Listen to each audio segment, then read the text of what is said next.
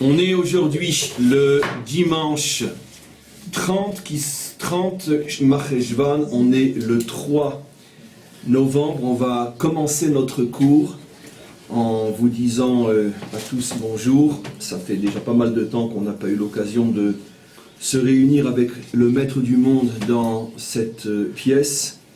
Et donc on va reprendre notre cycle d'études pour un petit moment. Et cette semaine, les cours vont être un petit peu différents de ce qu'ils sont d'habitude selon le rythme qu'on s'est fixé. Premier jour, Gilgulim, etc. Je vais essayer de faire un ensemble, c'est-à-dire de réunir plusieurs catégories, plusieurs aspects ensemble tout au long de la semaine. Et je ne sais pas trop ce qui va se passer, comment les cours vont se construire les uns après les autres. Mais on se lance à l'aventure. Bien évidemment, j'ai une idée derrière la tête, sinon je ne me lancerai pas comme ça sans filet. J'ai une idée derrière la tête, mais je ne sais pas trop comment qu'elle va se réaliser, se concrétiser. Cette idée, comme j'espère, nous le verrons tout au long de la semaine, est influencée effectivement par ce que je viens de vivre dans mon très court séjour en France et particulièrement à Paris. C'est vrai que on a l'habitude, les gens se sont habitués à mon style depuis maintenant des années, et je pense que personne ne m'en veut, bien qu'il y a toujours beaucoup de sincérité dans mes attaques. Mais je disais que les gens se sont habitués à mon style, j'ai toujours l'habitude comme ça de critiquer un petit peu ceux qui ne sont pas encore avec nous ici en Israël.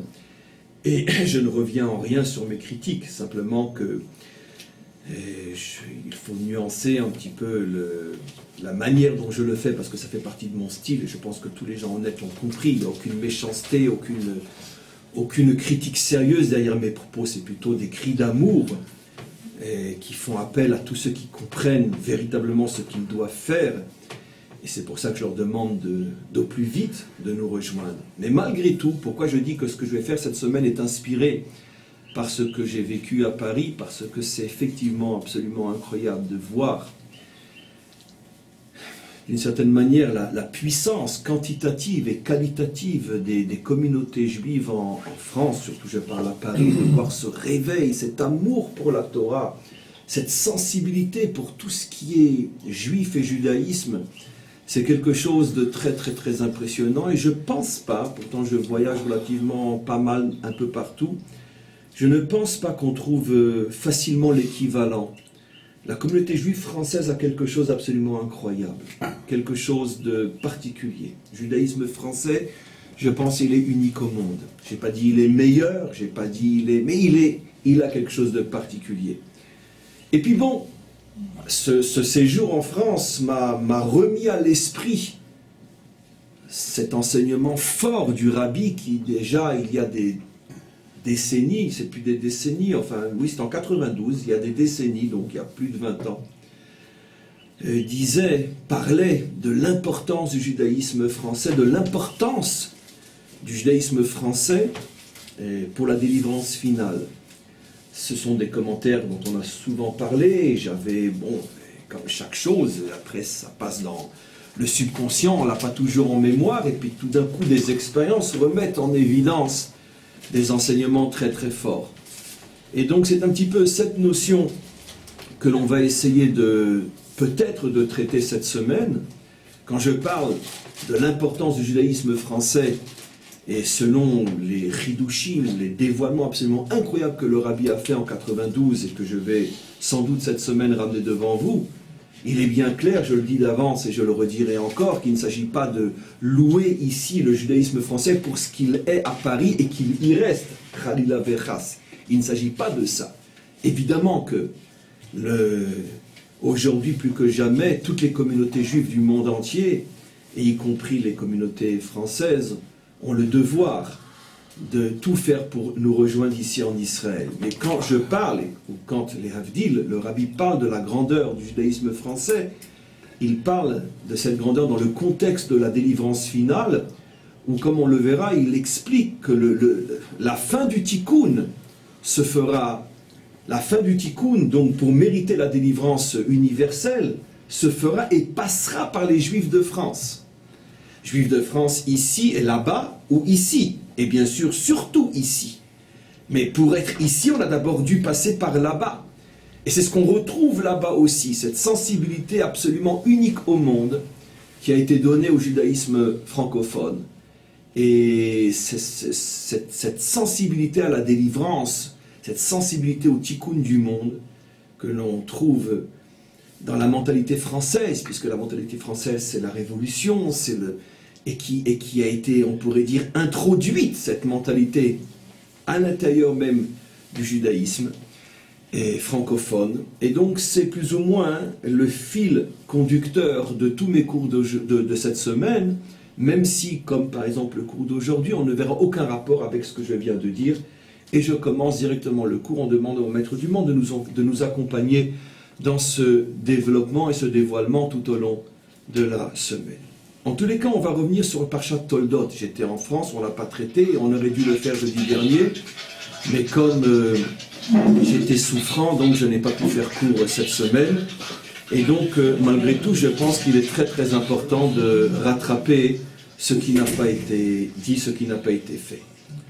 Comme on le sait, donc la semaine dernière, on voit donc la naissance de Yaakov et de Esav. On sait tous que Yaakov et Esav symbolisent d'une certaine manière toute l'histoire humaine, et surtout, lui dire de parler un peu moins fort, et surtout symbolisent d'une certaine manière tous les problèmes de l'histoire humaine ces deux derniers millénaires, ce qu'on appelle le galout de Édom, le galout de Esav, le dernier exil, le 4e exil, qui met en relation Israël et Esav, la confrontation entre Israël et Esav, la confrontation entre Israël et le monde occidental. Puisque selon notre tradition, Esav est le personnage biblique qui fait allusion, entre autres, pas que, mais entre autres, au monde occidental, à la chrétienté et au monde occidental. Mais peut-être plus encore au monde occidental qu'à la chrétienté.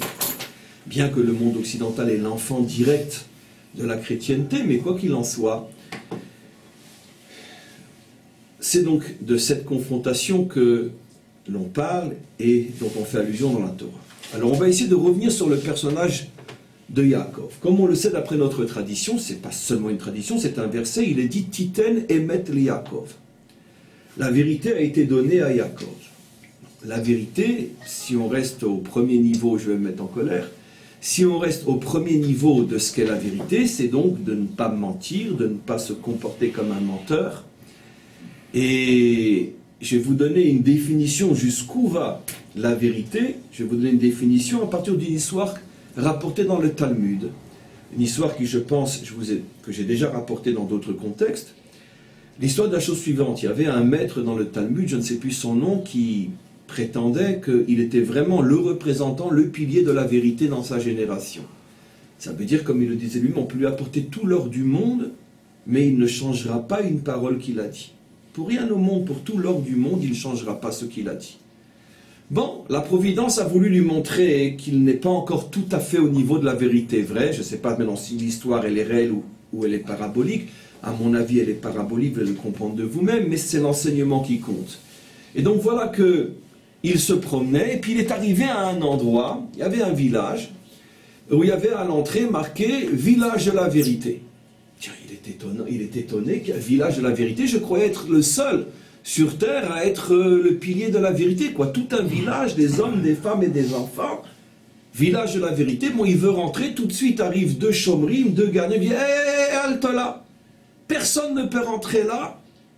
Et à plus forte raison s'y installer avant de passer par un comité d'enquête et d'examen, voir si tu es un homme de vérité, etc. Et seulement après, on décidera si tu peux être l'un des nôtres. Je dis, pas de problème, moi je suis aussi un pilier de la vérité, vous pouvez me tester. Bon, il passe devant la Vaada, comme on dit, devant le comité, et il le teste, et 10 sur 10, 100 sur 100, ils sont vraiment heureux, vraiment, dommage que tu n'es pas venu plus tôt, tu peux venir, toi et ta femme, pas de problème. Il lui donne un endroit où il peut s'installer, il est content. Bon, il est surtout content de voir que finalement, il y a d'autres hommes de vérité sur terre. Et voilà, bon, ils s'installent, les semaines et les mois passent, et ils se font des amis, des voisins. Un jour, sa femme était en train de se doucher. Et au moment où elle est en train de se doucher, donc vient une voisine, elle toque à la porte. Elle dit, la femme qui se douchait s'appelait Sarah, est-ce que Sarah est là? Lui, il était gêné, parce que c'est pas pudique de dire elle se douche. Pour un homme normal, c'est parce que c'est évocateur. Et donc, bien que c'est sa propre épouse, mais on parle d'un homme de vérité, qui est extrêmement sensible, extrêmement pudique. Et donc, il n'a pas osé dire elle se douche, il a dit elle est absente. Par pudeur. Elle est absente, bon, vous lui direz quand elle reviendra que sa voisine Léa la cherche. Pas de problème, madame. Elle est repartie, et puis quelques minutes après, une catastrophe dans le village, un accident, un mort. C'était jamais arrivé une catastrophe. Les gens mouraient normalement. Mais pas une catastrophe qui est le signe d'un problème. Tout de suite, le comité se réunit, on fait une enquête. Qu'est-ce qui s'est passé? Qui a menti? Ça ne peut être qu'un mensonge. Qui a menti? Lui qui était un homme de vérité, il a dit la vérité, il a dit « j'ai pas menti, j'ai été pudique, je n'ai pas osé dire que ma femme se douchait, j'ai dit qu'elle était absente. » Va-t'en, prends ta femme, tes valises, va-t'en, va-t'en, tu n'es pas un homme de vérité. Et il a été chassé. Alors évidemment, rien que sur cette histoire, on pourrait consacrer la semaine. Parce que, d'un autre côté, on a des textes, des enseignements qui semblent confirmer, approuver son attitude. Puisqu'on nous dit que même pour le shalom, pour préserver la paix entre les hommes, on a le droit de ne pas dire la vérité. Il n'est pas dit. Typiquement, c'est typique l'erreur, il n'est pas dit il est permis de mentir, il est permis de ne pas dire la vérité. Toute la vérité. Toute la vérité. Il est permis de dire les choses de manière à ce que c'est pas vraiment, mais c'est pas non plus un mensonge. Dire la vérité, parce que quand il a dit, par exemple, elle est absente, c'est pas un mensonge, elle n'est pas disponible. Il n'a pas dit elle n'est pas à la maison, elle est partie faire des courses, qui aurait été un vrai mensonge. Elle est absente, ça veut dire elle est absente de la possibilité de te parler maintenant. Ça, c'est non seulement autorisé d'après la halakha, mais parfois c'est même recommandé. Si en disant la vérité vraie, tu amènerais une dispute entre les hommes. Le cas typique, c'est que quelqu'un il vient de s'acheter une nouvelle chemise, il dit alors comment tu la trouves ma chemise, elle est belle? Tu la trouves horrible. Tu vas pas lui dire parce que tu es un homme de vérité, écoute, t'es affreux avec. Non. Pourquoi? Parce que ça se dit pas. Tu vas dire, ah oui, c'est très bien, c'est un mensonge, je sais pas ce que tu penses. C'est pas un mensonge, pourquoi? Parce que si lui l'a acheté, c'est qu'il la trouve belle. Donc tu lui dis les choses selon sa vision à lui. Donc c'est pas une vérité vraie, mais c'est pas un mensonge non plus. Bekitsour, il nous est autorisé à nuancer la vérité dans certains cas, comme celui du shalom ou celui de la pudeur. Par exemple, il est explicitement permis dans des cas de tsniout, par exemple, la femme est absente, elle est partie au mikvé, sa voisine la cherche, vous n'allez pas lui dire elle est partie au mikvé. Vous n'allez pas lui dire, vous n'avez pas le droit de lui dire qu'elle est partie au mikvé. Vous lui dites elle est absente, elle n'est pas là. Très bien. Donc, en vérité, ce rave-là ne s'est pas trompé, il n'a pas menti. Mais dans la mesure où ce village était le village de la vérité, et uniquement de la vérité, pas de la vérité et du shalom, eux n'avaient comme concept que le concept de la vérité, dans un endroit où il n'y a que la vérité pure et dure, dire elle est absente au lieu de dire elle s'est douchée, c'était déjà un mensonge, une forme de mensonge. D'accord? Ok. Simplement que nous, la loi nous demande d'être, bien sûr, des hommes de vérité, mais aussi des hommes de shalom. Et quand on doit peser la vérité et le shalom, on ne doit pas sacrifier le shalom sur l'autel de la vérité. Mais quoi qu'il en soit, on a donc du Talmud une définition de la vérité extrêmement élevée. Dans ce cas-là se pose une question évidente. Comment on peut dire au sujet de Yaakov, Titen emet le Yaakov, alors qu'on a vu la semaine dernière que Yaakov a un comportement, a des paroles qui sont à l'extrême opposé de la vérité. Et ne me dites pas, il a peut-être de bonnes raisons, puisque justement, pressentant la question possible, je vous ai devancé en rapportant ce texte du Talmud. lui aussi avait de très bonnes raisons de dire ma femme est absente au lieu de dire ma femme se douche. Mais quoi qu'il en soit, dans l'endroit de la vérité, ça s'appelle déjà un mensonge. Donc même si Yaakov avait toutes les bonnes raisons au monde de passer devant son frère, de quel droit il dit quand son père l'interroge, qui es-tu mon fils? Je suis Esav ton Béchor. De quel droit quand son père lui dit je veux te toucher pour être sûr que tu es bien Esav et qu'il touche la peau de bête au lieu de toucher les poils, comment on appelle ça, le cuir chevelu on dit? Comment? Pilosité. La pilosité de Esav et que Yaakov le conforte et le laisse se tromper, etc. etc. Bekitsour, qu'est-ce qu'il fait là à la place de Esav? Dans son comportement et dans ses paroles, ce n'est pas un comportement émette. Et encore une fois, vous auriez pu me dire, mais on a le droit de mentir pour déjouer le plan des méchants. Peut-être, je ne dis pas non. Mais dans ce cas-là, ne dis pas que cet homme-là est le pilier de la vérité. C'est le pilier de l'intelligence, le pilier de la guerre, dans le sens qu'il sait se battre contre ses ennemis, il sait donner le coup le premier, je ne sais pas, inventez ce que vous voulez. Mais ne parlons pas de vérité. La vérité, ce n'est pas ça. Un homme de vérité ne fait pas ça. Parce qu'un homme de vérité sait que si tu commences aujourd'hui à te trouver une seule bonne raison de ne pas dire ou faire la vérité, demain tu trouveras des tas d'autres raisons, jusqu'au jour où tu trouveras que pour 100 000 euros, on peut aussi mentir et faire un faux témoignage. Parce que le phénomène de l'avalanche commence toujours avec une boule de neige. Donc c'est évident qu'il est absolument hors de question de justifier le comportement de Yaakov en disant dans son cas précis il avait des bonnes raisons. Parce que si lui a des bonnes raisons, un autre a des bonnes raisons et tout le monde a des bonnes raisons, et on en arrive au fameux principe de la raison d'État. Donc si tu commences une fois, t'es mort. Donc comment peut-on appeler Yaakov l'homme de la vérité? Il y a un problème ou une question? C'est une question, c'est pour après. Mais lié à l'histoire que vous avez décrite. C'est pour faire avancer le cours ou sinon on laisse ça pour la fin? On peut laisser ça pour la fin. Ok, alors laisse pour la fin. Alors mes amis, je vais vous donner la réponse, la vraie, la seule acceptable, tout le reste c'est du traficage. La vraie réponse qui est empreinte bien sûr des secrets de la Torah et expliquée bien sûr dans le Zohar, dans les écrits du Ari Akadosh et surtout explicitée dans les Mahamarim de Chassidut. Et on va voir qu'il y a une preuve dans la Torah elle-même à cette thèse, à cette approche, à cette lecture de ce texte-là. Yaakov n'a absolument pas menti. Il n'a absolument pas cherché à justifier son comportement sur des bonnes raisons qu'il pensait avoir. Non, il a dit la vérité. Quand il a dit « je suis Esav », il a dit la vérité. Parce que Yaakov, à ce moment-là, est arrivé au niveau de la Darga, au niveau de Esav, tel que Yitzhak l'aurait voulu, tel qu'Esav avait été programmé dès le départ pour être, s'il avait fait les bons choix. Mais Esav, lui, a dévié. Esav, finalement, n'est pas devenu le Esav qu'il aurait dû être véritablement. Il n'était que le porteur du nom. Mais il n'avait pas la ma'out, il n'avait pas l'essence véritable d'Esav. Et qui c'est qui est devenu le vrai, le bon Esav? C'est Yaakov. Je ne fais que introduire le coup, je n'ai encore rien expliqué. Ce qui veut dire que la Torah, comme toujours, nous apprend à réfléchir et comprendre les choses de l'intérieur et non de l'extérieur.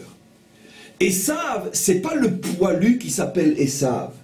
Yaakov, c'est pas celui qui n'a pas de poil, Chalak. C'est pas le imberbe qui étudie dans la yeshiva. Esav et Yaakov sont des concepts fondamentaux qu'on va essayer de comprendre et définir. Maintenant, Esav, celui qui est né physiquement avec le corps de Esav, devait devenir Esav, le bon, le vrai, celui qui était prévu dans le projet divin. Et Yaakov devait devenir ou rester le Yaakov prévu dans le projet divin. Et si chacun était devenu ce qu'il devait être, il y aurait eu la paix, le shalom, l'unité, la fraternité entre eux, et eux deux ensemble auraient réalisé le projet divin. Mais le problème est, et attention, le projet divin ne peut se réaliser qu'avec Yaakov et Esav ensemble. Yaakov ne peut en aucun cas seul réaliser le projet divin. C'est la raison pour laquelle la Torah dit qu'ils sont théomim, ils sont jumeaux. Pour bien nous faire comprendre que le projet divin doit passer autant par l'un que par l'autre. Il ne peut pas y avoir de monde construit sans la part réalisée par Esav autant que celle réalisée par Yaakov. Le problème, c'est qu'on a vite été confronté à un très grave problème. C'est que Esav n'a pas voulu jouer son rôle. Esav est parti dans le décor. Et donc ce qu'il est devenu, ce n'est pas le Esav prévu dans le projet divin. Qui va être le Esav prévu dans le projet divin? Eh bien c'est Yaakov. Yaakov va devoir endosser, assumer le fait d'être à la fois Yaakov et Esav. Et vous le savez tous, depuis ceux qui me suivent depuis des années, c'est la fameuse symbolique de l'habit de Esav qu'il met sur lui. Et quand il se présente devant son père lui dit à ce moment-là, c'est le makor à ce que j'explique, la preuve de ce que j'explique, il lui dit Akol kol Yaakov ve'ayada im yede Esav. Tu ne m'as pas menti, Yaakov, quand tu as dit que tu es Esav. Parce qu'effectivement, dit le verset, tu as en toi la dimension de Esav, tu as les mains. Au niveau de l'action, tu es Esav. Au niveau du col, de ta voix, de ton intériorité, tu es Yaakov. Et donc tu es arrivé finalement à relever un pari extrêmement difficile d'être les deux à la fois. Et Yitzhak lui rajoute, parce que nos âmes étaient là-bas, puisqu'on est ses enfants, donc on sait ce que notre père lui a dit, et je vais vous dire ce qu'il lui a dit. Il a dit, tu vois, finalement c'est maman qui avait raison. Sache que le conflit qui m'opposait à ta mère, c'était justement sur ce point-là. Quel a été le conflit qui a opposé la mère au père, Rivka à Yitzhak? Quand Esav a commencé à mal tourner, Rivka est venue, lui a dit, mon chéri, il faut qu'on réagisse. Parce que Hachem a besoin d'Esav et de Yaakov. Notre Esav, il parle dans le décor. Qu'est-ce qu'on fait? Et si on misait sur Yaakov, qu'il arrivera peut-être à être les deux à la fois? Yitzhak lui a répondu, non mais tu plaisantes. Yaakov, mais regarde un petit peu. Il est fait pour étudier, il est fait pour prier, il est fait pour représenter le pilier spirituel et moral du monde. Il est fait pour représenter le miroir d'Hachem dans ce monde. On ne peut pas le lâcher dans l'arène de ce monde. Il n'est pas pour ça. Je commence à empiéter sur la suite du cours. Il n'est pas pour ça, il va se faire déchirer dans ce monde. On a besoin d'un homme viril, on a besoin d'un guerrier pour affronter ce monde. Un gibor, un vrai. Quelqu'un qui est capable de combattre Nimrod et le tuer. Qui c'est qui a tué Nimrod? C'est Esav, comme on va le voir. Un homme fantastique, Esav. Le seul qui a eu le courage de partir contre Nimrod. C'était encore quand c'était un homme bien. Et donc il a compris sa mission, se battre contre le mal. Il dit, c'est d'un homme comme ça qu'on a besoin. Si tu prends Yaakov, tu le sors de la yeshiva, il va se faire déchirer.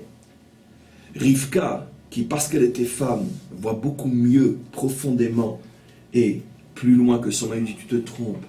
Esav, il est parti, tu ne le reverras plus. Celui-là, en tous les cas, mis sur Yaakov. Le père ne veut pas, il dit, moi, je crois encore en Esav. Bon, il a une mauvaise passe, c'est l'adolescence, il a commencé à tourner mal vers l'âge de 15 ans, dit Rachid, c'est la pleine adolescence, c'est la crise d'adolescence, ça va passer, on le récupérera à 17, 18 ans, laisse-lui ses 3 ans, je le surveille. Eh bien, tu ne le récupéreras pas. Et finalement, le père a misé que oui. Rivka, elle a dit, bon, allez, tu perds ton temps, moi j'investis sur Yaakov. Et elle a investi sur Yaakov pour en faire un Esav. Le jour où elle sent que Yaakov est prêt, elle lui dit, non, prends les habits de ton frère. C'est pas technique ce qu'elle lui dit de faire. C'est très profond.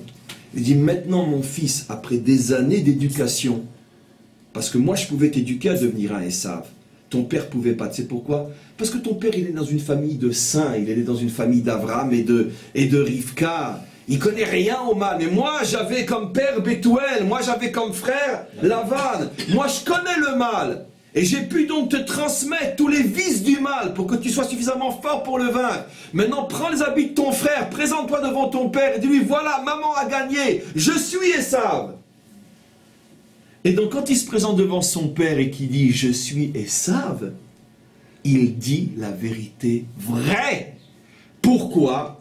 Parce que la Torah ne parle pas le langage de l'extériorité. C'est pas ce qui est marqué sur la carte d'identité. C'est ce qui est marqué dans l'identité de l'âme. Comment?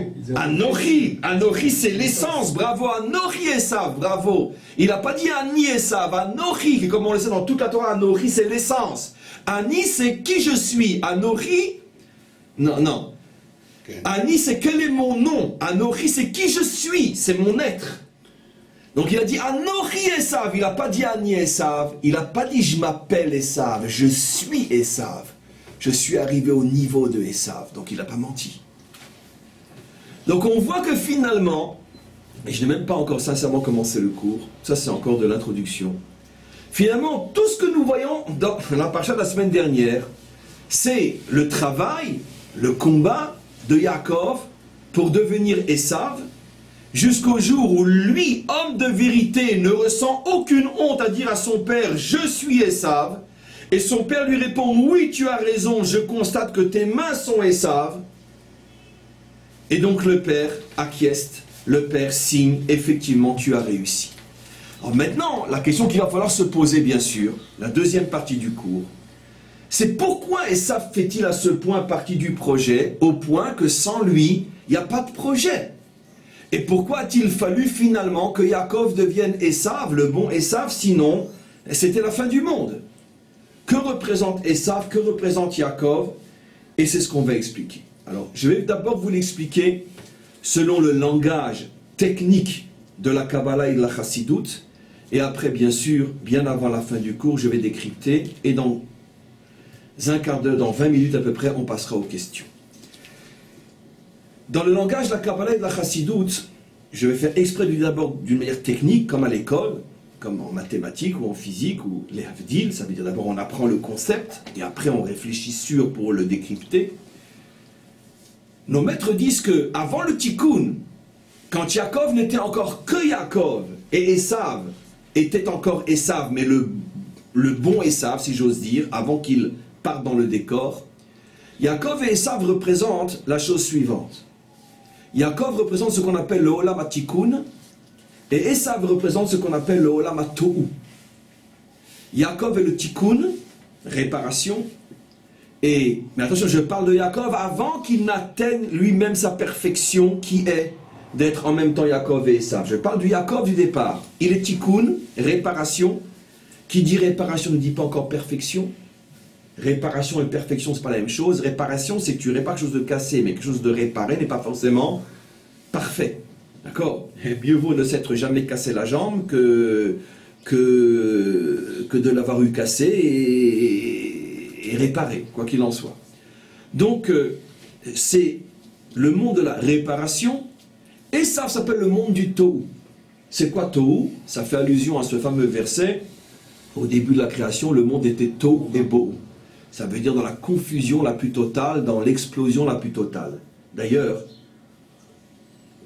en hébreu, jusqu'en hébreu moderne, quand quelqu'un il a un grand étonnement, il est tohé. Ça vient du mot Tohu. C'est-à-dire époustouflé. Ça veut dire quelque chose de très fort que tu n'arrives pas à interpréter. Tu es en situation de tohé. Donc, confusion. Donc, Esav incarne le monde du Tohu, Yaakov incarne le monde du Tikkun. Et c'est quoi? Toujours au niveau technique, sans décryptage. Nos maîtres disent que dans le monde du Tikkun, il y a des kélim très forts et très grands, mais qui sont remplis d'une toute petite lumière, tandis que dans le monde du Tohu, les kélim sont petits et très faibles, mais ont à l'intérieur une immense lumière. Dans le langage en hébreu, Tikkun, c'est Or Gadol. Or, Tikkun, c'est Or Katan, Bekli Gadol. Et Tohu, c'est Or Gadol, Bekli Katan. Alors, toujours avant le décryptage, mais malgré tout, traduction. Qu'est-ce que le Keli, qu'est-ce que le Or? Le Keli fait allusion au réceptacle, ce qui contient et permet donc la présence de, puisque pour avoir du café à l'intérieur de ce verre, j'ai besoin d'un Keli qui est le verre, sinon je ne peux pas avoir de café. Donc le Keli, le réceptacle, assure la possibilité d'être en contact avec ce qui m'intéresse, qui est le contenu. Mais sans Keli, pas de contact avec le contenu. Donc chez Yaakov, le Kéli était très fort, mais il y avait très peu de choses dedans. La lumière était très faible. Chez Esav, c'est le contraire. La lumière était immense, au point qu'on l'appelle Or Makif. Une lumière immense, qui est Makif, qui englobe. Mais les Kélim étaient très très très faibles. Et donc, chacun avait une qualité et un défaut. C'est pour ça qu'on a besoin des deux. Yaakov avait la qualité que les Kélim étaient très forts. Mais il y avait très peu dedans. Esav avait la qualité qu'elle avait de très très fortes lumières. Mais le défaut, c'est que les Kélim étaient très très faibles.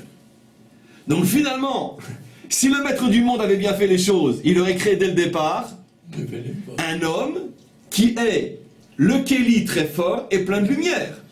Mais évidemment, ça aurait été la fin du film. Donc pour qu'il y ait le suspense, qu'est-ce que fait le maître du monde? Il sépare la perfection en deux, il donne à l'un la puissance du Kéli, Yaakov, et il donne à l'autre la puissance de la lumière, Esav. Mais l'un sans l'autre ne peuvent en aucun cas réaliser le projet. À quoi ça ressemble le fait que l'un a besoin de l'autre? L'Oto Viot Adam, Levado, et c'est lo Ezer Kenegdo. C'est la raison pour laquelle Hachem n'a pas créé l'homme capable de s'autosuffire et de s'auto-reproduire. L'homme a besoin d'une femme, et la femme a besoin de lui, et ensemble, ils donnent la vie. Ce qui veut dire que chacun est né avec le manque de ce qu'il va trouver chez l'autre. C'est la raison pour laquelle la Torah commence avec la lettre bête, qui a pour valeur numérique 2, pour dire que dans ce monde, tout fonctionne grâce à la réunion des différences, des contraires qui se complètent. Donc, le phénomène Yaakov et Esav n'est pas un phénomène nouveau. C'est la confirmation de tout ce qui existe depuis le premier instant de la création. Hachem n'a pas voulu d'un monde où qui que ce soit puisse s'autosuffire.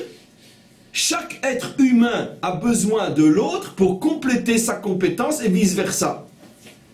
Ce qui veut dire que Yaakov et Esav ont besoin l'un de l'autre, et comme on le verra encore, et c'est la raison pour laquelle Israël et les nations ont besoin les uns des autres.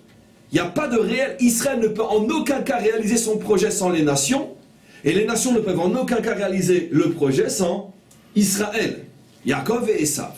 Donc c'est pas un jeu, c'est en vérité fondamental ce que Hachem a fait. C'est pas pour qu'il y ait du suspense, comme l'a dit l'idiot il y a 5 minutes, c'était moi. C'est pas ça. C'est parce que ça fait partie intégrante de l'essence même du projet. Hachem a voulu d'un monde où se réunissent les contraires. Donc automatiquement, il ne peut donner à personne toute la perfection. Voilà.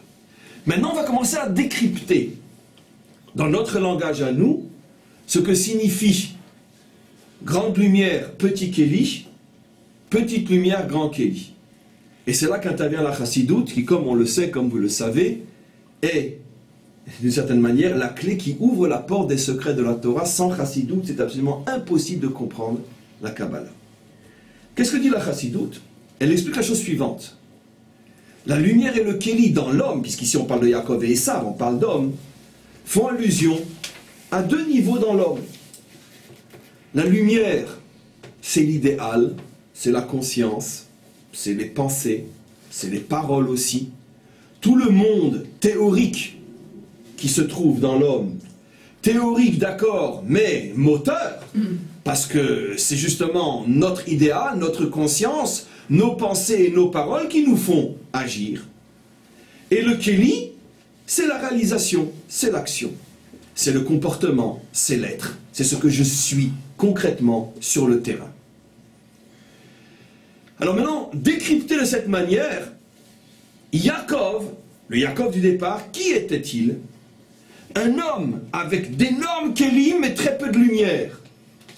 C'est-à-dire un homme qui au niveau de l'action, au niveau de son être, au niveau de son comportement, est un homme très solide, mais au niveau de ses idées, au niveau de ses aspirations, au niveau de son idéal, ça ne va pas très loin, ça se limite plus ou moins à lui et à son entourage.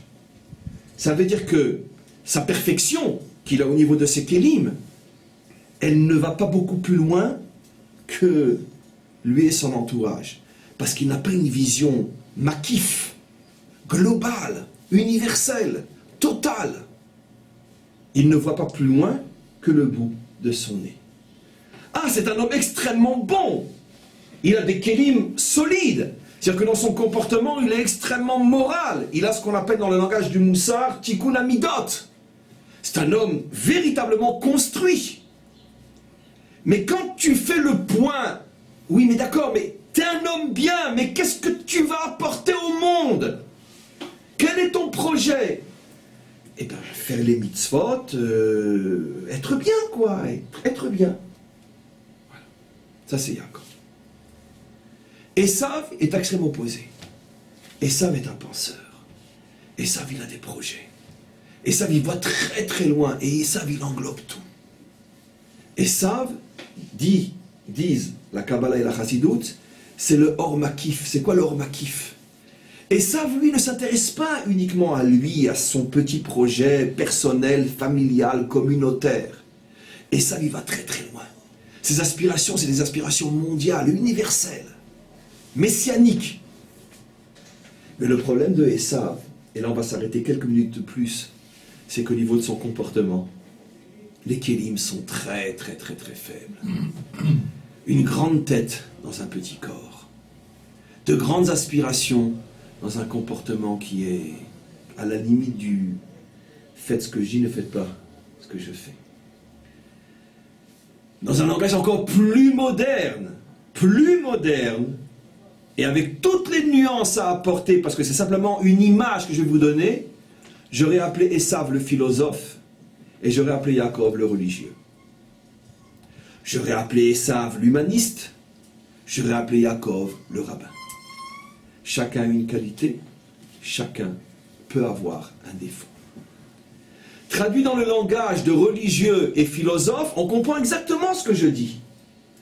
Le philosophe, quand il parlera jamais les quatre coudées de mon petit monde à moi. Le philosophe, c'est... Mais dans son comportement, dans la vie de tous les jours, c'est loin, très loin, absolument loin d'être un homme construit. C'est même un homme horrible, parfois dans son comportement de la vie de tous les jours. Ça n'ampute rien à ses idées qui sont des idées très grandes. Mais ça ne descend pas dans le réel. Yaakov, on le voit dans la vie de tous les jours. Un homme bien, marié, il a des enfants, il est fidèle. Un homme qui se comporte exactement comme il doit se comporter. Un homme qui est un modèle pour sa famille, pour son entourage. Mais quand on essaye de creuser, de dire, oui, mais d'accord, c'est quoi le projet? Eh bien, le projet, tu fais Shabbat, tu manges cachère, tu te comportes bien, tu dis pas de médisance, tu voles pas, tu tues pas. D'accord. Et avec ça, tu vas changer le monde. Voilà, ça. On va essayer ensemble de comprendre qu'est-ce qui fait que l'un et l'autre ont un manque. On va commencer par Esav. Qu'est-ce qui fait qu'effectivement on trouve très très souvent, pour ne pas dire toujours, chez les hommes de grandes idées, on trouve que dans leur comportement quotidien, ça ne va pas très loin. Pourquoi à votre avis? Pourquoi? Je propose ma réponse et ça pourrait être une question après. Parce que l'homme qui a de très très très grandes idées, il vient à un niveau tellement global, tellement grand, qu'il ne supporte pas de descendre dans le détail du quotidien. Il méprise le détail, il méprise le quotidien. Donc automatiquement, il ne donne pas d'importance, il ne donne pas de valeur au petit, parce que lui, il voit très grand. C'est comme un grand savant, vous allez trouver Einstein et vous allez lui poser une question technique sur un problème dans la confection de la bombe, ce coup il rentre pas à cet endroit-là, et il va péter les plombs. Je vous donne E égale LMC carré, vous allez m'embêter avec votre histoire de comment visser le... Il ne peut pas descendre à ce niveau-là. Mais d'un autre côté, le comportement humain se construit au niveau des détails, pas au niveau des grandes choses. Parce que dans la vie de tous les jours, c'est le détail qui compte. Yaakov, c'est le contraire, il est au niveau du détail, il perfectionne, il polit son comportement. Mais il est tellement investi dans le polissage de son comportement que quand après on lui demande « Et oui alors ?» Ça me fait penser, j'ouvre une parenthèse, que tous les méchants prennent ce que je vais dire pour le retourner contre moi, mais c'est pour ça que je les appelle méchants, parce qu'ils n'ont pas l'honnêteté et l'intelligence de comprendre ce que je vais dire. Je ferme la parenthèse. Maintenant, je vais dire ce que je vais dire. C'est comme quand on étudie le Talmud. On peut être tellement investi dans la compréhension, dans les moindres détails de pourquoi il a dit, il n'a pas dit, qu'il aurait pu dire, qu'il n'a pas dit, ce qu'il aurait dû dire, qu'il a finalement dit et qu'il finalement n'a pas dit. Que quand après tu poses la question, après 20 ans d'études du Talmud, oui mais d'accord, mais c'est pourquoi? Ça sert à quoi? Ça sert à quoi? Quoi, tu crois que tout le Talmud n'a été donné que parce qu'il a dit qu'il n'a pas dit, qu'il aurait dû dire ce qu'il n'a pas dit? Ça sert à quoi? Quelle est l'idée qui se cache derrière? En quoi ça va changer le monde? Mais très souvent les talmudistes sont tellement préoccupés à il a dit ce qu'il n'a pas dit, que quand on leur demande mais c'est quoi le projet du Talmud, ils sont incapables de te le dire. Je ne sais même pas s'ils savent qu'il y a un projet. Tellement ils sont pris dans le détail du détail. En vérité, c'est quoi le sage parfait des maîtres comme il y en a eu dans toutes les générations? Celui qui est capable de descendre dans le moindre détail du Talmud, mais ne jamais perdre l'idée du projet. Le projet global, universel, le projet de la délivrance. Il ne le perd pas. Il le voit dans chaque détail du Talmud. Mais des hommes comme ça, il y en a un toutes les 10 générations. C'est très rare. Parce que où tu es, ça fait penser à une autre blague. Pour mieux décrire ce que c'est Esav. Un jour, c'est une histoire vraie, authentique, dont j'ai été le témoin. C'était à l'époque, dans les années 80, etc. Je veux dire, il y avait beaucoup comme ça, les anciens de 68, les années 70, comme ça, qui revenaient un petit peu au judaïsme, on en a connu beaucoup. Et puis c'est un jour, l'un des, peu importe, je sais même qui c'est, mais il rentre, je me rappelle, il rentre au Beth Midrash, connu, grand philosophe, grand juif, bien sûr, et puis il voit quelques rabbins en train d'étudier comme ça le Talmud, et puis il l'amène, mais vraiment seulement, il dit, écoutez, moi je ne sais pas lire l'hébreu, en plus c'est en araméen, mais expliquez-moi de quoi ça parle, traduisez-moi de quoi ça parle, moi je vais vous expliquer ce que nos maîtres disent. Il avait suivi quelques cours de Lévinas, tout ça, donc il avait l'approche comme ça très philosophique du Talmud, je ne critique pas, qu'à Dieu ne plaise. Et donc il voyait que ça avait l'air d'être raison, il dit, traduisez-moi, moi je vais vous dire de quoi ça parle. Ça c'est Esav. Le bon. Ça veut dire tout de suite il va capter l'idée. Mais dans le détail, il ne sait pas lire. Voilà. Comprenez? Donc, je donne différents exemples pour que vous compreniez. Allant un peu plus loin, Esav, c'est le juif du cœur. C'est le juif qui est prêt à mourir pour son peuple. Mais si on lui présente un petit crustacé, hein, bon, écoute, il ne faut pas exagérer, hein, un petit crustacé, c'est pas si mal que ça, après tout. Hein, c'est Esav. Et quand il dit qu'il est prêt à mourir pour son peuple, c'est sincère, c'est vrai. Mais enfin, quel rapport avec des crevettes, franchement, je veux dire, les crevettes. C'est pas plus mauvais que... Très bien. Il ne peut pas supporter le détail. Ça, c'est ça. Mais quand après, il va voir quelqu'un qui fait très attention de ne pas manger de crevettes, mais qui va lui demander un jour, et qu'est-ce que tu penses de ce qui se passe dans le monde? Et que l'autre lui dit, ce qui se passe dans le monde, j'écoute jamais la radio, je ne sais pas ce qui se passe dans le monde. Il dit, mais c'est quoi ça? Toute la journée tu dis, tu ne sais pas ce qui se passe dans le monde? Bon, j'ai donné des exemples affreux, mais vous compreniez, j'arrête. Par décence à votre et à notre intelligence, je ne vais pas aller plus loin dans les exemples, vous avez tous compris de quoi on parle. Maintenant donc, ça c'est Jacob. Le problème est, lequel des deux est le plus en danger? Et Jacob ou Esav? Esav. Parce que Jacob, son comportement, et lui, il est entouré de murailles. Lui, ses kélim sont de fer, sont de béton, donc il n'est pas en danger. De toute façon, il ne s'intéresse pas au monde, Jacob. Donc il n'est pas en danger.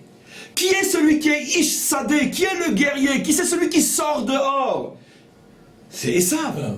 Parce que pour sortir dehors, il faut avoir une grande motivation, il faut vouloir changer le monde. Esav avait été créé pour changer le monde. Et Esav l'a d'ailleurs compris. Dès qu'il a grandi, quel va être son premier combat? Contre qui il va le tuer? Nimrod, disent nos maîtres. Celui qui symbolisait la tour de Babel, symbolisait le mal absolu, dans le contexte de la génération, bien évidemment. Il a compris sa mission. Mais le problème, c'est que pour pouvoir être un Esav, il faut donc être un très très grand idéaliste. Parce que Yaakov, où il est? Ishtam, Yoshev ou Alim. Lui, il n'a pas de problème. Il est dans sa maison d'études, il étudie. Amar Rava, Amar Abaye, Amar Rabbi Yochanan. Il n'a pas de problème. Quand on lui dit, mais comment tu peux passer tellement de temps à étudier alors qu'il y a des Nimrod dans le monde? Qu'est-ce que répondait Yaakov? Mais pour ça, Hachem a créé Esav. Et Esav était effectivement censé représenter le combattant qui va ramener le monde à Hachem. Et Yaakov devait servir d'inspiration, de modèle spirituel à l'image du Shabbat et des 6 jours de la semaine.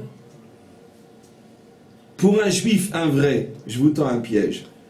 Quelle est la partie de la semaine la plus importante, le Shabbat ou la semaine? La semaine. La semaine, j'ai vu ce que pour un juif un vrai, donc il avait compris le piège, évidemment. Non. Mais, non, mais c'est le contraire. Mais évidemment que pour un juif un vrai, le plus grand moment de la semaine, c'est la semaine. Mais, si tu enlèves le Shabbat, il n'y a plus de semaine non plus. Parce que ça ne va plus devenir la semaine d'un juif, ça va devenir la semaine d'un animal. C'est-à-dire de quelqu'un qui ne vit, il n'y a rien de péjoratif dans ce que je dis, parce que c'est la réalité, qui ne vit que pour satisfaire ses besoins. Mais le Shabbat te rappelle qu'il y a un modèle qui doit inspirer ta semaine. Shabbat, la chouve, revenir, ramener le monde à Hachem. Donc si tu perds ce modèle, tout ce que tu vas faire la semaine, c'est du moins te préoccuper de toi. Donc c'est plus une semaine de juifs, c'est une semaine de créatures. C'est plus une semaine réelle. Donc Yaakov devait être le Shabbat de Esav. Yaakov devait servir de modèle inspirateur pour toujours rappeler à Esav, attention, ton combat tu ne le mènes pas pour toi. C'est pas pour prendre toi le pouvoir, c'est pas pour t'enrichir, c'est pas pour être un nouveau dictateur, c'est pour ramener le monde à Hachem. Le problème c'est que comme Esav était tout le temps dans les champs, et puis dans les champs quand il se rendait à son combat, il passait près d'endroits où il y avait de jolies bergères. Alors au début, il ne regardait pas. Puis, comme il était beau et chevaleresque, alors les paysans ils ont commencé à le siffler. Bon, une fois, il n'a pas regardé, la deuxième fois, il a regardé, la troisième fois, il s'est arrêté, la quatrième fois, c'était fini. Mais ça ne peut pas arriver à Yaakov une chose pareille. Pourquoi? Parce que Yaakov, il a les Shiva, il n'y a pas de problème. Pourquoi il aimerait le dessert? Comment? Mais ça arrive à Esav. Esav s'est fait avoir comme ça. Nos maîtres disent, Esav est tombé à cause, en particulier, des femmes. Ce n'est pas les femmes qui l'ont fait tomber, qu'à Dieu ne plaise. Mais il est tombé là-dedans. Ça veut dire que même techniquement, il faut comprendre ce qui s'est passé. Étant dans le monde, il s'est fait bouffer par le monde. Parce qu'il était attirant, il était beau, il était fort, il était séduisant. Et tout le temps dans le monde. Ah, comment qu'il aurait pu s'en sortir si à chaque fois qu'il revenait d'un combat, il rentrait lui-même dans la maison d'études de Yaakov, il disait à Yaakov, Yaakov, parle-moi, tu ne sais pas d'où je viens, j'ai besoin, remplis-moi de force. On a eu de vrais Esav dans notre histoire. Le plus célèbre de tous, c'était David, bien évidemment. Toute la journée à se battre et toute la nuit à louer le maître du monde. Dans notre génération, ici, ces dernières années, on en a eu beaucoup, mais on en a eu un célèbre, un très célèbre, on peut pas, malheureusement on parle au passé de lui, le peu qu'on sait de lui, qui était un vrai Esav dans la Gdusha. Moreno, on a entendu des histoires sur lui. Moreno, bien sûr. On a dit de lui que depuis Shimshon, il n'y a pas eu un Gibor Israël comme lui. Ce sont ces Mefagdim qui ont dit ça. Mais qu'est-ce que ces Mefagdim ont dit? Entre chaque mission, où on le trouvait Moreno, en train d'étudier ou d'enseigner. Et des fois, quand il revenait après des jours et des jours de mission, sans se laver, sans manger, sans rien, il arrivait avant l'heure de Mincha, première chose qu'il faisait, Mincha, Arvi, peu importe. On en a eu des Esav de la Gdusha. Waouh, ce que c'est grand, Esav de la Gdusha, bien sûr. Mais le problème, c'est que Moreno ne s'est pas fait avoir, parce que il n'est pas mort, dans le sens qu'il est vraiment éternel. Mais Esav s'est fait avoir, c'est ce qu'il a dit, Anochi olech lamout, je vais mourir. J'y arriverai pas, c'est trop dur, on m'a confié une mission trop dure. Non, tu mens. C'est vrai que ta mission est énorme et très très difficile. Mais d'un autre côté, tu sais très bien que plus la mission est difficile, plus on reçoit des forces pour la réaliser. Et en plus, tu as Yaakov. Quel a été le problème de Esav? Dis-moi, je vais donner du crédit à ce petit Yaakov là. Il a méprisé Yaakov. Il l'a vu comme le rabbin minable qui est juste là pour retourner les pages d'un livre. Il n'a pas compris que Yaakov était là pour le sauver. Parce que oui, on a besoin d'hommes qui passent leur temps à étudier, prier toute la journée. Parce que même si ce n'est pas eux le but du projet, eux, ils sont la référence du projet. Et s'ils ne sont pas là, Esav ne pourra pas rester dans la Kedusha. Voilà ce que serait dû être. Mais comme c'était trop dur pour Esav de donner du crédit à Yaakov, il le voyait comme un méprisable parasite qui passe son temps à étudier. Automatiquement, il y a eu la cassure.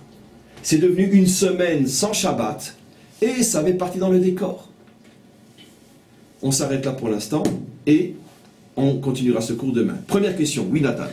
Bon, alors j'ai quelques questions, je marquais. Alors, Avraham Avinu, il ne voulait pas bénir Yitzhak.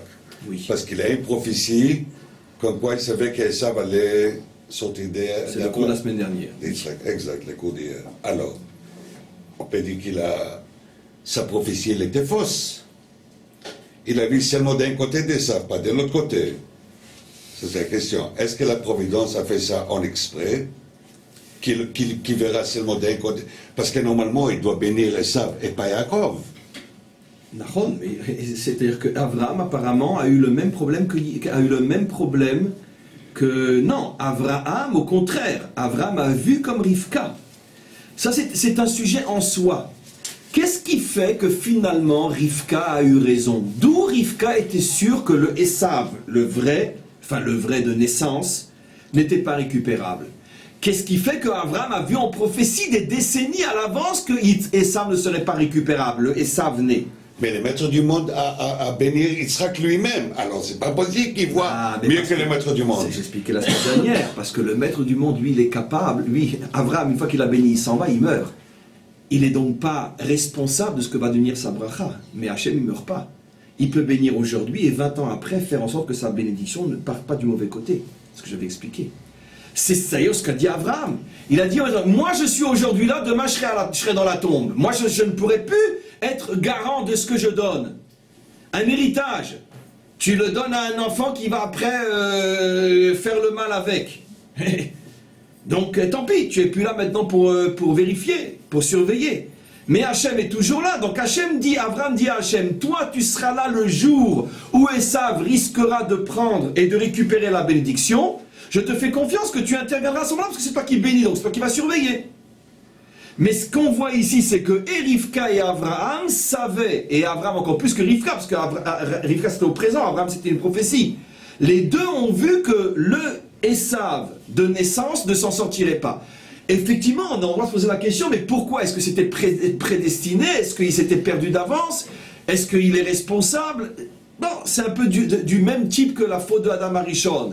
Est-ce que la faute aurait pu être évitée? Est-ce que c'était préparé à l'avance? Il faut savoir que dans beaucoup d'histoires bibliques, les erreurs sont programmées à l'avance parce qu'elles font partie de l'histoire par laquelle il faut passer pour finalement arriver à tout réparer. Il y a des commentaires qui disent qu'Adam a fait la première faute. Donc c'était programmé, absolument. Oui. Il y a des personnes du chat qui demandent, qui ne savent pas qui c'est Moreno. Est-ce que vous pouvez décrire? Moreno a été l'un des soldats les plus glorieux de l'histoire du peuple juif, pas seulement de l'Israël moderne. Un homme donc qui était dans une unité, ce qu'on appelle les unités secrètes, les unités d'élite, mais aussi secrètes, parce qu'il y a plusieurs unités d'élite, mais secrètes, ça veut dire que personne ne sait dans quel genre de mission ils sont envoyés, ni de leur vivant, ni après leur mort, et ceci pendant des décennies. Ça reste une sorte de secret parce que ce sont des missions extrêmement périlleuses et secrètes pour bien sûr la sauvegarde et la survie de notre nation, de notre peuple. Et donc lui a été l'un des plus brillants de toute l'histoire juive depuis Abraham Avinu.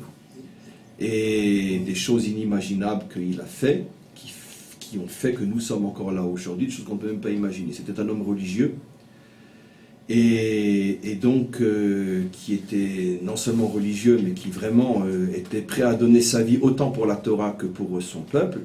Et après sa mort, il est mort malheureusement tué dans une embuscade, chose qui est absolument incompréhensible. Ce genre d'unité ne tombe jamais dans des embuscades. Mais bon, il est mort dans une embuscade, dans une période très peu glorieuse de notre histoire, où ceux qui dirigeaient l'armée n'étaient pas à la hauteur. Je dirais même du Liban, je crois. C'était à la fin, le dernier jour de la dernière guerre du Liban. Malheureusement, l'armée était entre les mains de gens très très incompétents. Et c'est sans doute à cause de ça que la mission a été très mal préparée bon, à vision humaine, parce que bien sûr que tout vient d'en haut. Quoi qu'il en soit, donc il est mort très jeune, et jusqu'à aujourd'hui, personne n'a le droit de voir sa photo, et on ne le saura jamais d'ailleurs, mais par contre, on connaît très bien ses parents, puisque c'était un juif francophone. Ses parents ont fait leur alia de France, de Paris.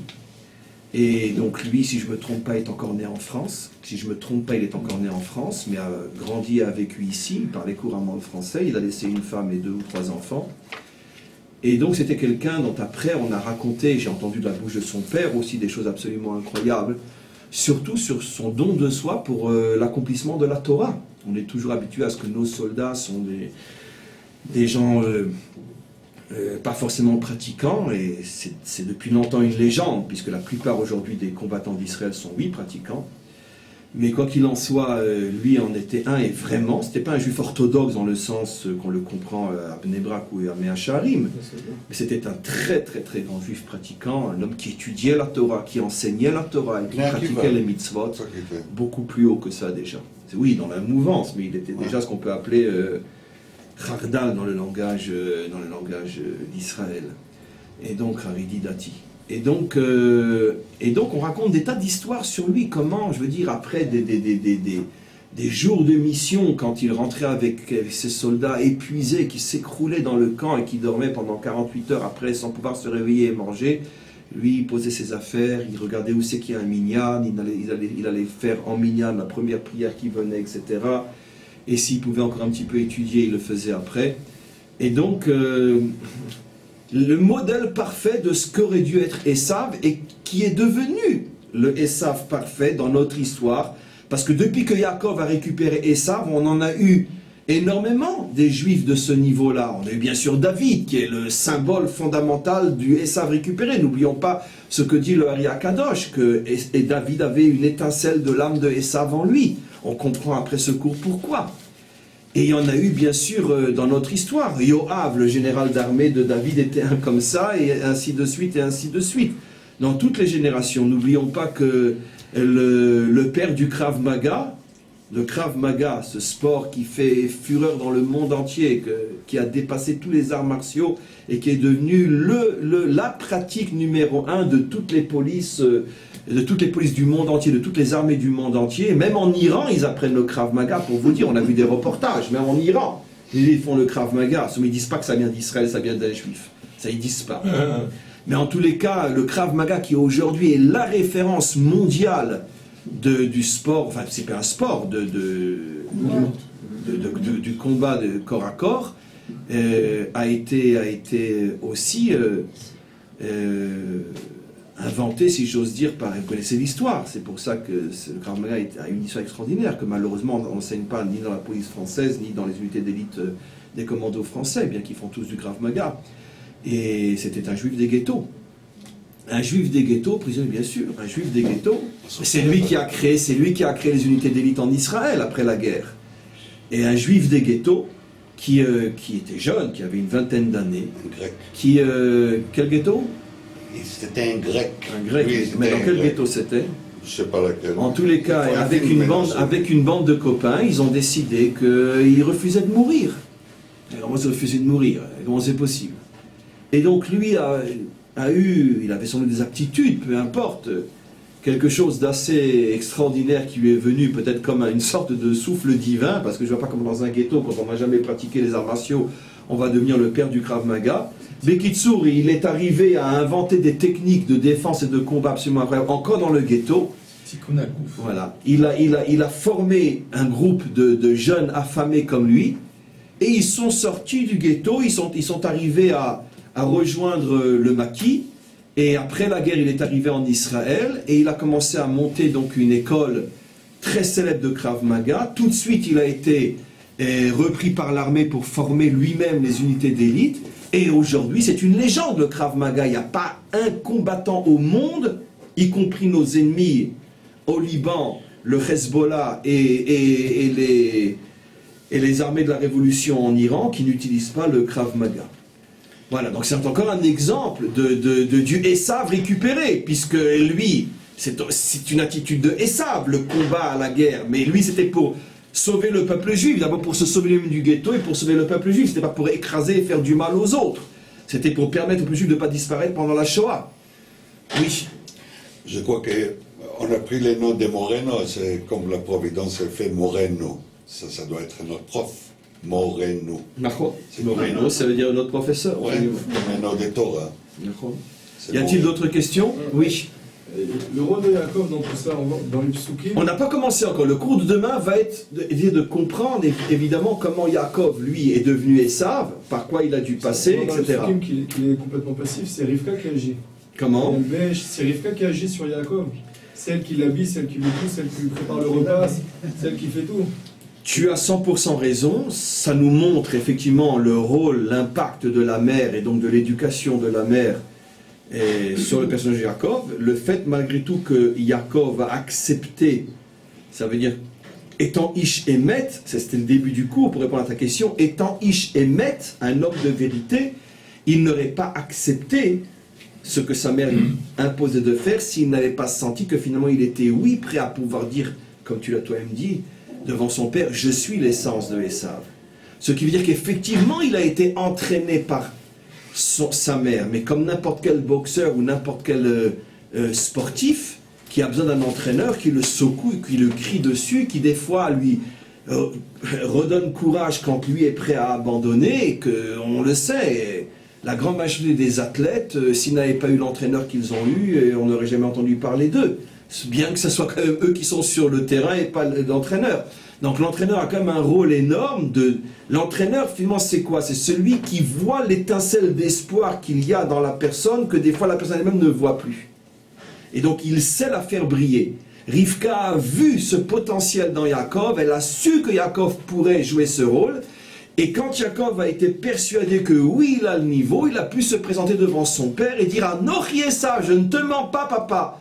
Je suis arrivé à la madriga de Esav. » Oui. On retrouve le modèle type Abraham, Sarah, Yitzhak, Rivka. Puisque, Plus fort, je vous entends bien. je disais, on retrouve le modèle type Abraham, Sarah, Rivka et Yitzhak. Oui. Puisque jusqu'à la ressemblance même, Yitzhak ressemblait à son père Abraham. Oui. On voit que Rivka, elle avait exactement les mêmes Qualités que Sarah. les mêmes qualités que Sarah, étant donné que Sarah avait refusé Ishmaël d'habiter dans la maison. Rivka, c'est avec Esav, et on voit ce sont deux nations qui ont été créées à partir de ces modèles-là. Et de là, on voit que finalement... C'est toujours la mère qui agit. Voilà, la mère qui agit, mais on voit deux modèles types parce qu'ils avaient exactement les mêmes directions. Rivka sort de la maison de Bethuel, Sarah étant également la même chose, quoi, le même shoresh, la même racine. La même famille. Sarah, la même voilà, famille. c'est ça. Sarah, c'était aussi la famille de Bethuel. Voilà, c'est ça. Pas la fille de Bethuel ou la sœur, mais c'était aussi de cette famille-là. Voilà, c'est ça. Alors, on retrouve, si vous voulez, le modèle type D'accord. qui a été reporté sur Yitzhak. C'est toujours le même problème que dans un conflit entre le père et la mère de faire le choix entre deux enfants. À chaque fois, c'est le père qui s'est trompé, c'est la mère qui a eu raison. Abraham s'est trompé sur Ishmaël, c'est Sarah qui a eu raison. Yitzhak s'est trompé sur Esav, c'est Rivka qui a eu raison.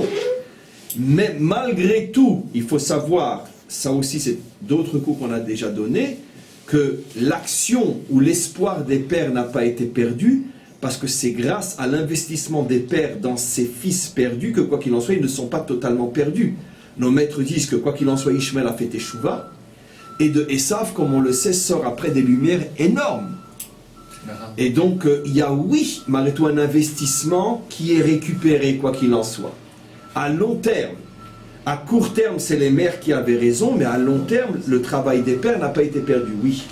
Il y a une contradiction ou un affinement qui doit être amené parce que dans justement les Toldot, les Birurim qui sont faits entre Yitzhak et Ishmaël, ça peut se comprendre dans la mesure où ils n'avaient pas vraiment le même père, c'est Abraham qui devient Abraham, il n'était pas circoncis, c'est pas la même mère, c'est deux individus séparés qui n'ont pas finalement les mêmes, on pourrait dire les mêmes origines, à part un petit aspect du nefesh extérieur d'Abraham qui n'était même pas Abraham, mais dans le cas maintenant où on a le couple idéal qui est encensé par toute la tradition Rivka et Yitzhak, et que dans le même ventre de Rivka, dont on vient de dire qu'elle est la prophétesse la plus lucide, etc., et elle donne naissance à ces deux forces-là. Comment ce birour qui doit être fait, qu'elle contribue à faire, il est complexe parce que en fait ça vient d'elle, ça vient d'Israël qui est déjà épuré. Comment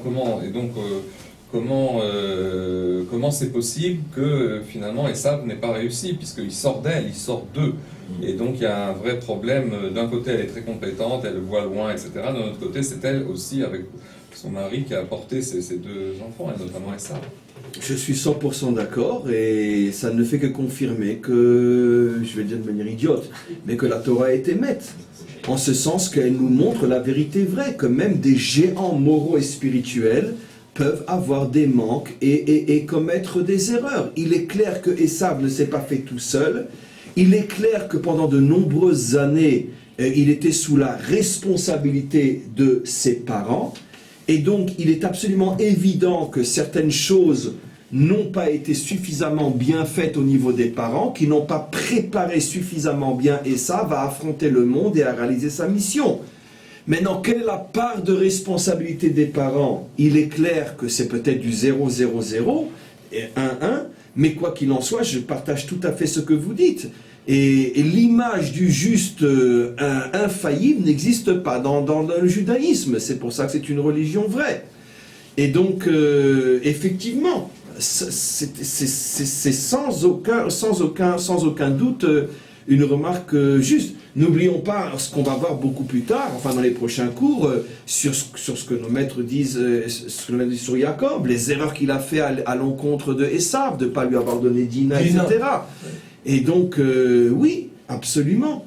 Maintenant, effectivement, il faudrait peut-être faire une étude très très minutieuse, essayer de déceler dans le peu d'éléments qu'on a, qu'est-ce qui aurait pu être des erreurs commises, encore une fois avec 1 milliard de parenthèses et de guillemets, je ne sais pas comment on appelle ça, quand je parle d'erreurs commises, mais quelles auraient pu être les erreurs commises par les parents à l'égard de Esav, ce qui n'enlève rien, bien sûr, à l'entière responsabilité de Esav, bien évidemment, mais c'est une accumulation d'erreurs parentales, personnelles, etc., et qui n'enlève rien à la responsabilité de Esav, mais malgré tout qui lie les parents à Esav. Peut-être que c'est la raison pour laquelle Yitzhak s'est acharné à vouloir sauver Esav, en se sentant peut-être d'une certaine manière responsable de Esav, etc., etc.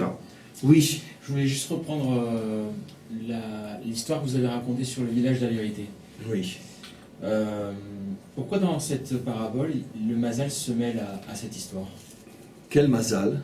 Le fait qu'il y ait eu un accident. Non, c'était un signe providentiel pour dire qu'il y a un menteur parmi vous, sortez-le de là.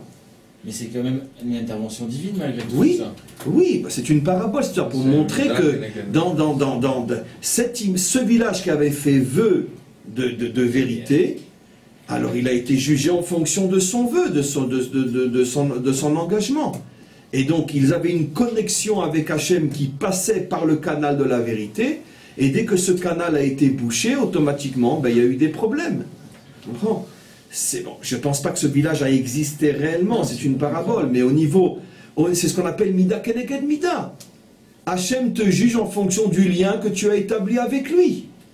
Ça veut dire que si tu établis avec lui un lien, une connexion qui passe par la bonté, par exemple, et si un jour tu ne témoignes pas de bonté vis-à-vis de quelqu'un qui en a besoin, tu seras automatiquement jugé. Plus que si tu as un manque dans d'autres qualités que tu n'as pas véritablement établi comme étant le canal entre toi et Hachem. C'est-à-dire que tu es surtout jugé en fonction du type de connexion que tu établis avec Hachem, qui correspond aussi beaucoup à la racine de ton âme, à ta nature, à ton tempérament, etc. Mais c'est évident que Hachem ne va pas te reprocher un manque dans un domaine qui n'est pas du tout tes compétences. Tu comprends ? Mais par contre, on va plus te reprocher un manque dans le domaine qui est tes compétences. Donc eux se disaient les piliers de la vérité. Dès qu'il y a eu un problème, ça leur a été reproché. Pourquoi avez-vous accepté dans votre village un homme qui n'est pas 100% vérité? Et donc automatiquement, pour leur montrer qu'ils étaient dans l'erreur en gardant cet homme-là, il y a eu un problème. Oui. Mais je crois que la Torah, elle ignore, à mon avis, je sais pas, elle ignore Ishmaël et Esav, parce qu'on dit sur Abraham, Bircha Oto Bakol. Bakol Gimatria, ça fait Ben. Mais il avait déjà Ishmaël avant Yitzhak. Alors, Ishmaël, il était ignoré par la Torah.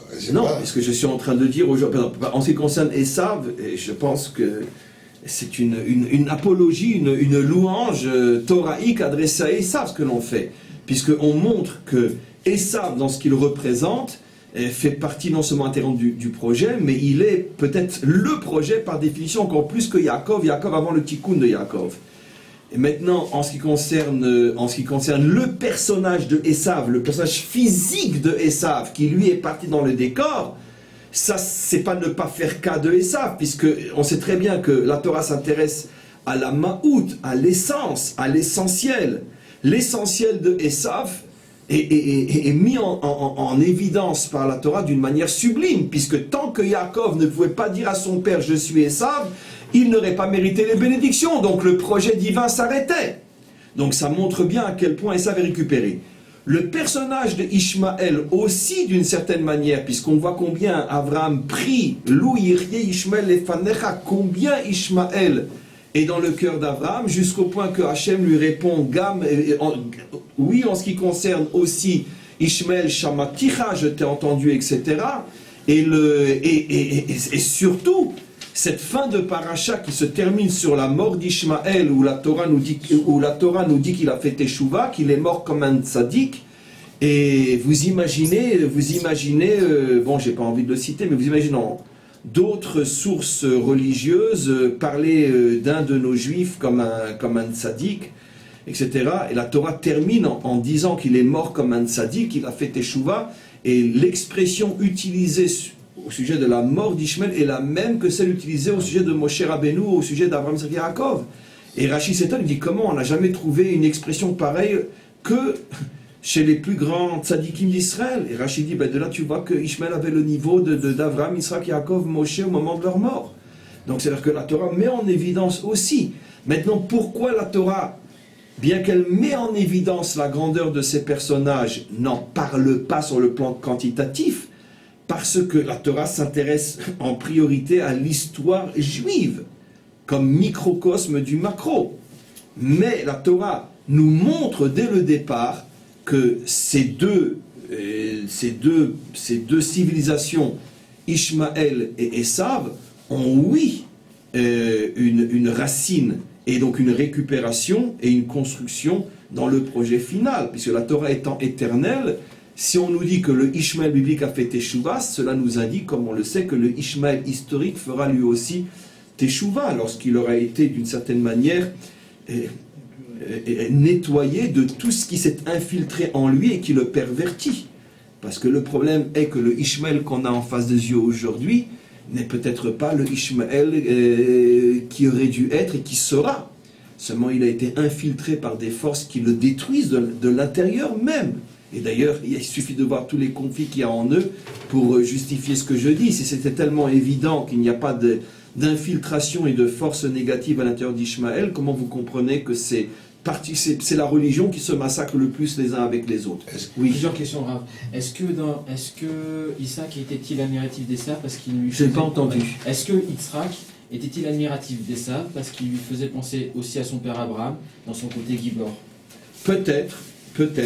Et sans aller si loin, le Zohar dit que la raison pour laquelle Yitzhak était tellement attaché à Esav, c'est parce que Yitzhak incarnait à la perfection, entre parenthèses, la qualité de Yitzhak, qui est le don total de soi, ne pas avoir peur de la mort. Quelle était la qualité de Yitzhak? Le sacrifice d'Yitzhak, c'est-à-dire montrer que rien ne le retiendra, il n'a peur de rien. Et Esav, c'est quoi la définition d'un vrai guerrier? C'est pas celui qui est le plus fort, c'est celui qui a le moins peur. Définition fondamentale, elle n'est pas de moi, elle est dans les livres de guerre. La grandeur d'un soldat, c'est pas celui qui est le plus fort, c'est celui qui a le moins peur. Parce que même si physiquement parlant, il est peut-être moins fort qu'un autre, mais celui qui a le moins peur, c'est le plus fort. C'est pour ça que dans tous les conflits armés, c'est pas forcément les plus armés qui gagnent, c'est ceux qui ont le moins peur. C'est lui qui n'a pas peur, il n'est pas normal. Et donc, automatiquement, et quand Yitzhak voit que dès l'âge de 15 ans ou 14 ans, Esav est parti se battre contre Nimrod, il a vu qu'il incarnait la qualité que lui-même avait de n'avoir peur de rien. Et donc automatiquement, c'est pour ça qu'il avait une attache, on pourrait dire nafshit, non c'est pas, comment on dirait nafshi, de nature, il avait une attache de nature avec, tandis que Yaakov, qui lui était au départ un homme très prudent, très craintif, Michael l'a dit, même quand il avait atteint le niveau d'Esav, il dit encore à sa mère, écoute, j'ai peur, il va me maudire, etc. Tu n'entendras jamais Esav dire, j'ai peur de quoi? Si je dois le faire, je le fais. Et Hachem fera de moi ce qu'il voudra. C'est-à-dire quoi, j'ai peur? Dans la bouche d'un Yaakov, on entend le mot j'ai peur. Ça veut dire que Yaakov a du chemin à faire. C'est pas évident pour lui de devenir un Esav. C'est pour ça qu'automatiquement, Yitzhak s'est plus retrouvé dans Esav que dans Yaakov. Oui, encore une question. De Marcy. Est-ce qu'on peut dire, pour revenir sur l'histoire du village de la vérité, est-ce qu'on peut dire que le shalom est donc à sauvegarder à tout prix sur le compte de la vérité? Oui, parce qu'au niveau du judaïsme, nous ne faisons pas l'apologie. On dit l'apologie? Comme je reviens de Paris, je fais le malin, je fais semblant que je fais parler français. Donc, dans le judaïsme, on ne construit pas notre sagesse sur le seul et unique pilier de la vérité. D'ailleurs, on ne construit notre sagesse sur aucun pilier unique. Il y a toujours au moins 2, pour ne pas dire 3 et plus. Donc, nous considérons que la vérité, s'il n'y a que la vérité, c'est pas ce qu'on doit suivre. Dites la vérité, rien que la vérité, dites je le jure, d'accord? Ce n'est pas juif. Non. D'abord, on ne jure pas, et deuxièmement, c'est pas la vérité que la vérité. Bon, dans un tribunal, oui, mais je veux dire en tant que concept. Notre sagesse se fonde sur différents piliers qui sont la vérité, la paix, la justice, et donc la sagesse, c'est l'union de ces différents piliers. Des fois, il faut privilégier la vérité, des fois, il faut privilégier le shalom. Et bien sûr, ce n'est pas des gens comme vous et moi de décider quand quoi qu'est-ce. C'est pour ça qu'on a la Torah, et la halacha, on a cette sagesse immense qui nous indique comment œuvrer à l'intérieur de toutes ces notions et ces contradictions. Est-ce que la communauté juive... Donc ce village-là n'était pas un village juif d'une certaine manière. Il est rapporté à titre d'exemple de ce qu'est la vérité, mais ce n'est pas le modèle à suivre. Effectivement, chez nous aujourd'hui, si l'épouse se douche et que quelqu'un tape à la porte, nous n'avons pas le droit de dire elle se douche. On dit elle est occupée. Elle n'est pas là, peu importe, mais on ne dit pas elle se douche, jusqu'à aujourd'hui. Parce que notre village à nous n'est pas le village décrit dans le Talmud. Rav, il y a à quel moment en fait Esav il dévie? On sait que quand il revient il a tué Nimrod, il a tranché la tête. Oui. Et on sait que aussi Esav il meurt aussi parce qu'il a avec la tête tranchée. Est-ce qu'il y a une explication à cela? Est-ce que sans doute, parce qu'il est comment on peut comprendre ça? Il est parti tuer Nimrod pour faire plaisir à son grand-père, Abraham. Il dit, moi je vais venger Abraham est encore vivant, mais le problème c'est que le temps qu'il revienne, il est mort, Abraham. Il est mort pendant cette période-là. C'est ça qui l'accable. Bien sûr, c'est ça qui l'accable. Il voulait apporter la tête de Nimrod à son père Abraham, et là il a eu le choc. Mais quoi qu'il en soit, il est parti véritablement avec une intention de détruire l'ennemi qui a tant fait, qui a tant fait souffrir finalement le fondateur d'Israël, puisqu'il l'a jeté dans la fournaise, il l'a persécuté, il l'a poursuivi, etc. Mais d'un autre côté, ce qui s'est passé, c'est que quand s'est passé l'incroyable, l'irréalisable, il est arrivé à vaincre Nimrod. À ce moment, qu'est-ce que disent nos maîtres? Nos maîtres suggèrent la réponse. Nimrod avait porté ses fameux habits qui avaient été portés par Adam Arishon, qui avaient été transmis après à son fils Shet, puis après Noah, et qui avaient été volés par Nimrod. Et celui qui portait ses habits, c'est une parabole, mais celui qui portait ses habits avait un pouvoir invincible. Et tout de suite après, qu'est-ce qu'a fait Esav? Il a pris ses habits et il les a mis sur lui. Or, qu'est-ce qu'il aurait dû faire, dit le Zohar? Il aurait dû les prendre et les rapporter soit à Abraham, soit à son père Yitzhak. Dis-moi, t'es pas encore le chef de la génération, il y a encore ton grand-père, il y a encore ton père. Il les a pris pour lui. Quel est le décryptage de la parabole? Ça veut dire qu'il s'est dit, mais finalement, puisque Nimrod n'est plus là, maintenant, le chef, ça va être moi. Ce qui au départ était un acte, les Shem Shamayim, il l'a récupéré pour lui. C'est à ce moment-là, c'est-à-dire qu'on pourrait dire que sa victoire lui est montée à la tête. Voilà. Et donc automatiquement, il est mort en perdant la tête. Sa victoire, effectivement, lui est montée à la tête. Et quand il a récupéré les avis pour lui, à ce moment-là, il a commencé à dévier. C'est-à-dire c'est le cas typique de quelqu'un qui part avec de bonnes intentions, mais quand il voit que ça marche, il se prend trop au sérieux. Et donc automatiquement, il dévie. Oui. C'est l'exemple, il n'avait pas le Kili assez fort pour supporter cette victoire. Bravo, c'est mamash. Ça c'est vraiment bravo. C'est exactement l'explication concrète d'une grande lumière dans des petits kélim. Il n'a pas supporté une tellement grande victoire, il a pété les plombs. C'est mamash l'application la plus concrète de ce qu'on a dit au début. Une grande lumière, une victoire absolument incroyable qui fait que maintenant, on pourrait dire la porte est ouverte vers la conquête positive du monde, puisque le dictateur n'est plus là. Mais au lieu de remettre les habits au véritable créateur du projet, qui sont son grand-père et son père, il dit non, le projet maintenant c'est moi qui vais le représenter. Donc de grandes lumières dans des petits kélim, et il n'a pas eu la force, comme dit Jonathan, de le supporter, et il a explosé. C'est mamash qui s'est passé. Et sa tête se retrouve dans le tombeau des patriarches aujourd'hui. Oui. Est-ce Voilà. que le Mashiach n'est-il pas le tikkun d'Esav? Oui, Baro, ça c'est ce qu'on va expliquer d'ici la fin de la semaine. Le Mashiach, c'est le plus haut et le dernier niveau. Et le Mashiach ne sera pas un descendant spirituel de Yaakov, mais sera un descendant spirituel de Esav, réparé par Yaakov. C'est-à-dire, selon le langage de la Chassidoute, les lumières de Esav dans les kélim de Yaakov.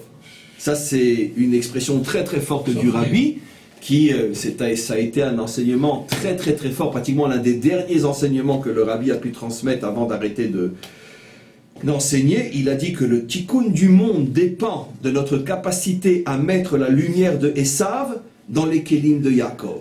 Ça veut dire, c'est tout ce qu'on a commencé à expliquer, c'est pour ça que j'ai choisi ce cours, parce qu'après on verra comment c'est lié justement à la France. Et donc effectivement, le Mashiach, c'est la lumière de Esav dans le Kéli de Yaakov. Ça veut dire c'est cette puissance guerrière au service du bien, mais dans le Kéli de Yaakov, ça veut dire un homme qui est extrêmement méticuleux de la loi, méticuleux au niveau de son comportement sur le Tikkun Amidot, qui est véritablement, entre parenthèses, soumis à Hachem, comme le juif le plus traditionnel et le plus orthodoxe est soumis à Hachem. Une question de 1973. Quel profil avait la femme d'Esav, Yehudit? Bon, ça on verra par la suite, c'est d'autres cours. Une dernière question et on s'arrête. Les gens de la France. On va traiter de ça, parce que c'est très important cette notion de... Il a eu deux types de femmes, deux cananéennes et la fille d'Ishmaël. C'est très important, on le verra, pour comprendre justement le personnage de Esav, mais ça je ne peux pas y répondre maintenant pour ne pas esquinter la question. Une dernière question. Est-ce que les gens de la France, Tzarfat, ils sont de la famille de David Amelech, Mishpachat Peretz ou Faradsta, regardez, au Faradsta. Ça, c'est pas de vous et c'est pas de moi, c'est le Rabbi le dit clairement. Le Rabbi dit clairement que la Ma'oud de la France est liée à Peretz, c'est lié au Faradsta, qui est d'ailleurs la paracha de cette semaine, puisque quand ça a été dit au Faradsta, c'est aussi pour ça que j'ai choisi ce cours, parce que je vais lier les deux parachiotes, c'est d'Afrique dans notre paracha. Quand Yaakov est sorti, il a vu l'échelle, Hachem a dit au Faradsta. Et le Rabbi explique au Faradsta, c'est Tzarfat. Et on verra pourquoi, Bezrat Hachem, on va avoir de grands dévoilements, si Dieu veut, cette semaine. Amen, Vechen, Yeratzon.